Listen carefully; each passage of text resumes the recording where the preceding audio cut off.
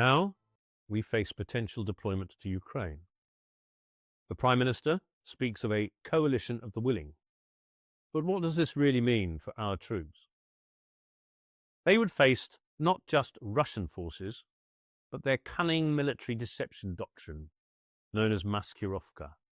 Russia excels at undermining adversaries through all manner of deceit and false flag operations to corrode morale and the will to fight, probably assisted by a few useful idiots closer to home.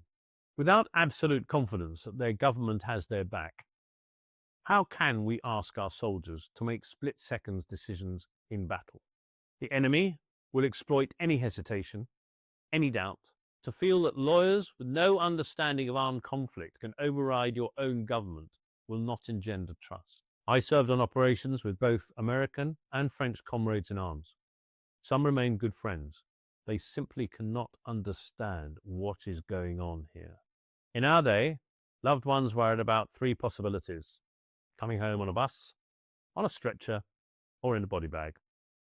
Now we've added a fourth: coming home in handcuffs.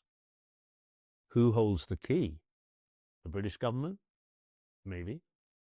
Who will write the rules of engagement?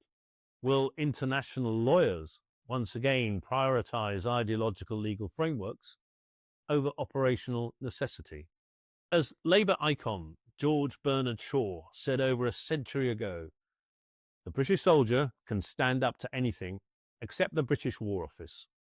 Today, that means the Ministries of Defence and Justice. The posturing photo opportunities for politicians continue, but is the support really there? Words are cheap, actions count.